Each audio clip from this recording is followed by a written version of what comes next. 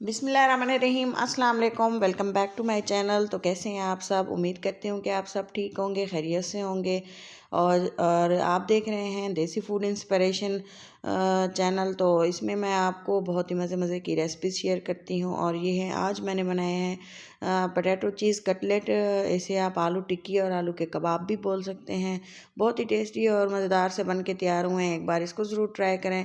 उम्मीद है आपको ज़रूर पसंद आएंगे और बहुत ही टेस्टी हैं और बच्चों ने बहुत पसंद किए और ये बच्चों की फरमाइश पे मैंने बनाए हैं। तो चलें जी, देखते हैं इतने इजी से और आसान से मज़ेदार से ये स्नैक्स हम कैसे बनाते हैं। तो इसके लिए मैंने लिए हैं चार मीडियम साइज़ के आलू बॉईल कर लिए हैं। पोटैटो बॉईल करने के बाद मैंने इनको पील आउट करके इस तरह से मैंने ग्रेट कर लिया था। हमें इसमें कोई भी गुठली नहीं चाहिए क्योंकि इसको बारीक मैश करना था, तो मुझे ये बेहतर तरीका लगा। तो इस तरह से ग्रेटर की मदद से ग्रेट कर लिया है। अच्छे से आलूओं को बारीक कर लिए। अगर आप इसको हाथों की मदद से या चॉप कर लें या जिस तरह से मैशर की मदद से कर लें, वो आपकी मर्ज़ी है, लेकिन इसमें ये बिल्कुल बारीक ही होने चाहिए। तो इस तरह से हमने इसको बिल्कुल बारीक कर लिया था। और ये हैं 3 अंडे उबले हुए।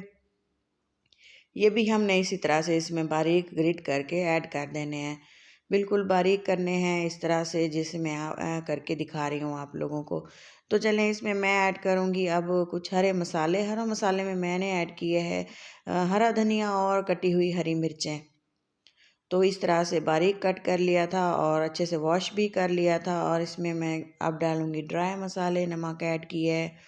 तो इसके अलावा मैं इसमें डालूँगी सूखा धनिया थोड़ा सा, इसमें मैं डालूँगी काली मिर्चें थोड़ी सी, मैं इसमें डालूँगी लाल मिर्चें। ये चीज़ें आप अपने टेस्ट के अकॉर्डिंग और जो है क्वांटिटी के मुताबिक डालें। जितने आलू हो उसी के मुताबिक आप इसमें डाल सकते हैं। हल्दी डालिए क्योंकि मसाले हैं, हमने खाने होते हैं और ये आप बेहतर जानते हैं कि अपने घर में हम किस तरह से मसाले में डाल के बच्चों को दे सकते हैं या बड़ों को किसी भी तरह से। तो ये है कॉर्नफ्लोर।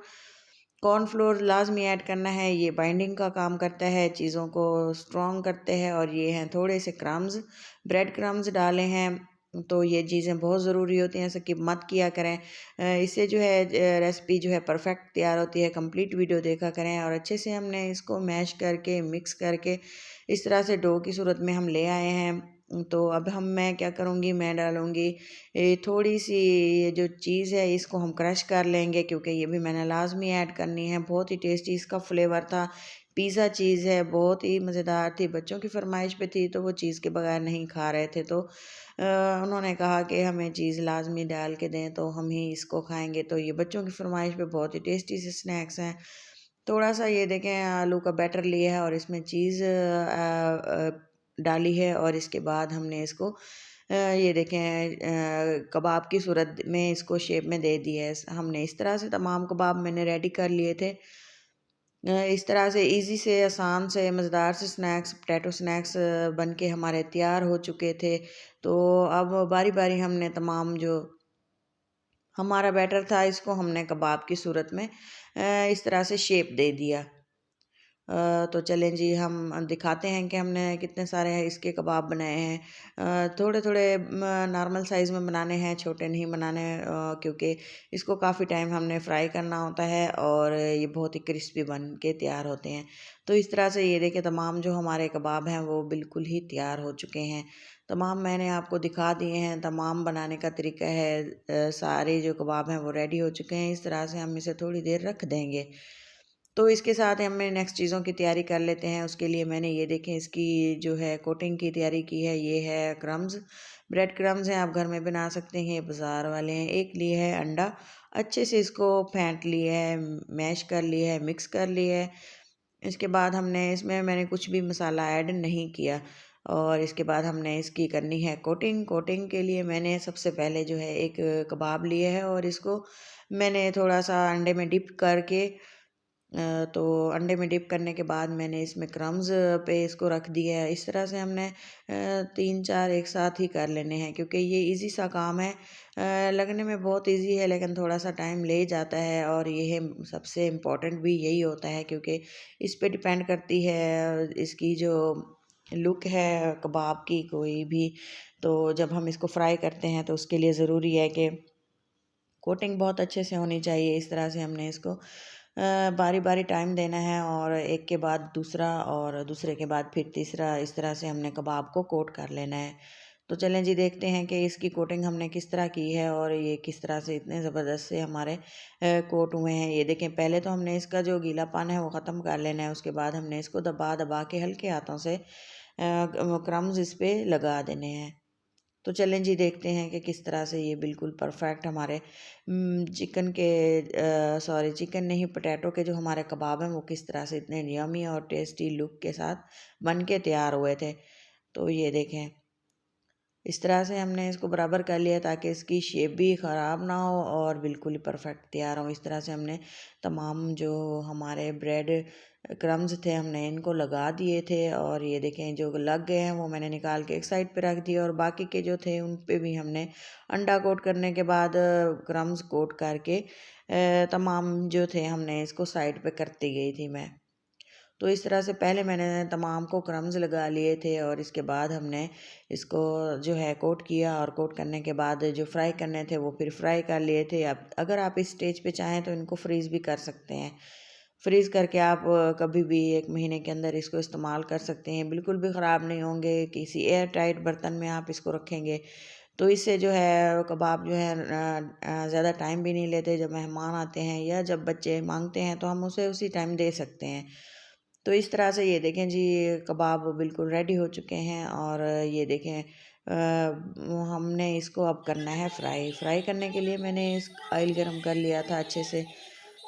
तो बिल्कुल नॉर्मल टेम्परेचर पे इसको गर्म करना है, ज़्यादा गर्म नहीं करना, वरना ये जल्दी से जल जाते हैं। हमने इसको काफ़ी टाइम पकाना होता है ताकि ये अच्छे से अंदर तक पकें और क्रिस्पी हों और इसमें जो हमने चीज़ ऐड की है वो भी अच्छे से मेल्ट हो और उसका भी फ्लेवर निकल के आए। तो चलें जी देखते हैं, इसको हमने फ्राई करना है और साथ ही बारी बारी जिस तरह से हमने ऐड किए थे उसी तरह से हमने इसको पलट देना है।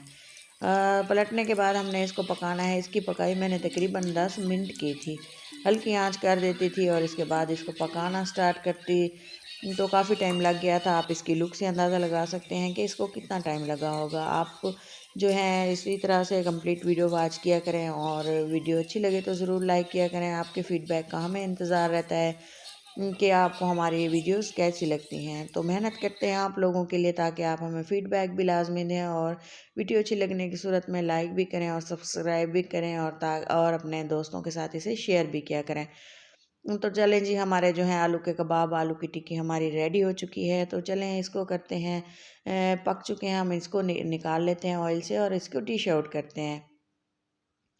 तो बाकी के भी हमने इसी तरह से फ्राई कर लिए थे, कोट भी कर लिए थे। जो रखने थे वो हमने फ्रीज़ करके भी रख दिए, एयर टाइट कंटेनर में डाल के फ्रीज़र में रख दिए थे। तो इस तरह से चलें जी, अब करते हैं प्लेटिंग। माशाल्लाह से बहुत ही टेस्टी और बहुत ही मज़ेदार से हमारे चीज़ कबाब, पोटैटो चीज़ कबाब बिल्कुल तैयार हैं। आप चाहें तो चिकन भी इसमें डाल सकते हैं और इसको हम जो है काफ़ी मज़ेदार थे, बहुत ही टेस्टी थे। आप यकीन नहीं करेंगे, एक बार आप इसको बना के देखें, आपको यकीन आ जाएगा कि मैं आपको सही बात कह रही हूँ और ये कितने टेस्टी हैं। आपको चेक करके दिखाते हैं, तोड़ के दिखाते हैं कि अंदर से कितने जूसी, क्रिस्पी और टेस्टी हमारे जो हैं स्नैक्स बिल्कुल तैयार हैं। ये देखें, माशाल्लाह से बहुत ही टेस्टी, बहुत ही ज़बरदस्त और बहुत ही डिलीशियस हैं। उम्मीद है आपको ज़रूर पसंद आएंगे।